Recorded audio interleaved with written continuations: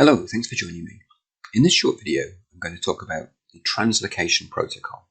And this is the version that analyzes total cellular area. The dataset that I'm going to use to demonstrate the Translocation protocol is from the broad bioimage benchmark collection, and it has the accession number BBBC013. It's available to download. It's a very nice dataset. The protein of interest, called forkhead, which in this case is conjugated to GFP, is normally translocated actively from the nucleus to the cytoplasm. Now in this dataset, the experimenters have used two agonists which inhibit this translocation, so we expect to see the distribution go from a cytoplasmic distribution to become more nuclear. So you can see the agonists are applied in doubling concentrations in each well from 3 to 11 on the plate. There are also some wells that are dedicated to negative controls and positive controls. As this is a 96 well based dataset, I've imported it as a 96 well plate. And as you can see, I can use the plate viewer here on the right to navigate to the different wells on my plate. So now let's open the protocol. So from the Count Size tab, I'm going to select the Protocols button and choose the Browse Protocols option. Here on the left we can see the various different protocol collections. And I'm going to be working with the Cell Biology Advanced collection. And if we scroll down, here's the protocol I'm looking for. So it's the Translocation Total Cellular Area protocol. So let's click the Load button. You can see the protocol was loaded on the left. Now, a sensible way to start each protocol is to press the Sync button. This ensures that the channels in your dataset are recognized by your protocol. I'm going to select the appropriate channel. So for nuclei, I'm going to select DAPI. For cells, if you had a whole cell stain here, you'd choose that at this point. I don't have that, but that's okay. I can find my cells relative to my nuclei. So I'm going to choose the DAPI channel for cells. And my translocation target is GFP. Next, I'm going to ensure that setup mode is selected and hit Next Step. And my first step involves finding the nuclei. Now you can see that this is defaulted to a regular threshold tool for me to find my nuclei.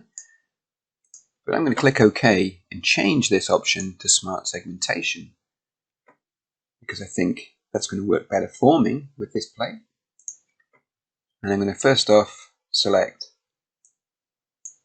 some representative nuclei and then change to background and select a representative area of background. And hopefully Image-Pro will automatically find all of my nuclei for me. There we go, that looks pretty good. So I'm going to click OK. I've had a split option because I can see a few objects that are joined. So I'm going to split based on boundary shape. Click Apply. That looks good. So objects that were joined, such as these two, are now split. That looks excellent. I think I'll apply a minimum area. I don't want to include any of these small pieces of debris. So let's adjust my minimum area.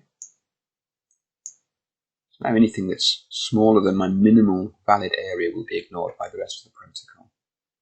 I could set a maximum valid area as well, but I don't think I need to in this case. Okay, that looks good. I'm going to hit the Next Step option. Now here, I'm going to try and identify total cellular area. As I mentioned, I'm going to use my nuclei in order to identify my cells. So similar to the previous step, I'm going to first select some representative nuclei. They look good. And I'm going to change my background region and select a representative area of background. Having done this, Image-Pro should be able to find all of my nuclei, which it's done. So I can click OK. Now I'm actually looking to identify the cytoplasmic area here. So I'm going to grow my nuclei. So let's put a value in the grow option.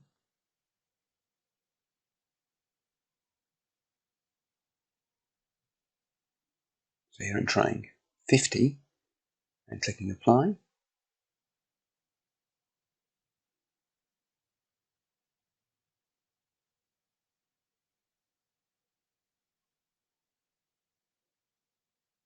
With this option selected, you can see that the area I'm finding is grown and the cytoplasmic region is included.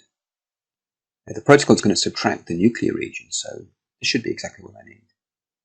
So let's hit next step, and then we can see that we've actually got both the nucleus and the cytoplasm correctly identified.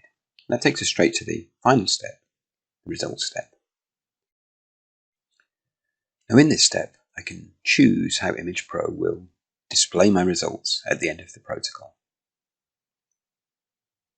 So I've got options to auto-generate a report, to auto-export results to Excel, and I have the option to save a snapshot of the data collector selected.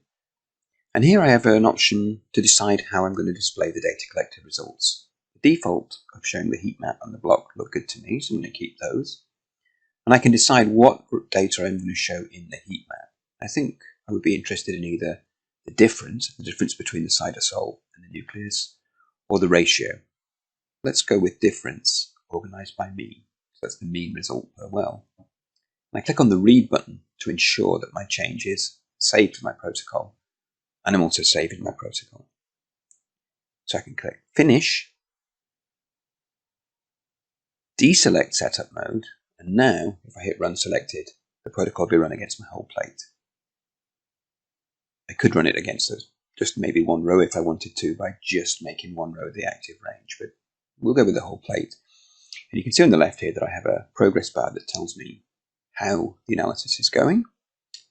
And if I really want to get a bit more detail on that, I can choose the option to show the task manager. You see in this balloon, by the way, that I have 6 threads on 96 locations. That's because I have 6 cores on my processor, and this is a multi-threaded process, which should make it nice and quick.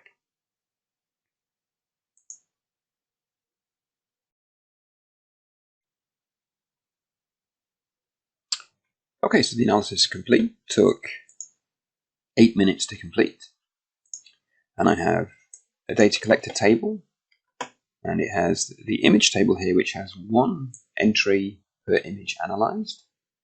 And for each image, we see the mean difference and the mean ratio.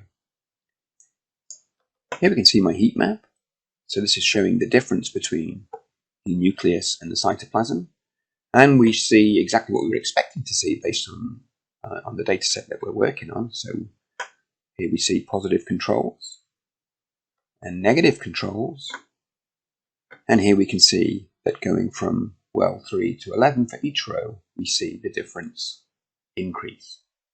It's a great result. Here's the data collector block view. So here we can see a snapshot of each of the images analyzed with overlays. So we can work our way through the whole data set to see what we've analyzed. Thanks for joining me for this short video. I hope you found it useful. If you have any questions, please contact Media Cybernetics and we'll be happy to help.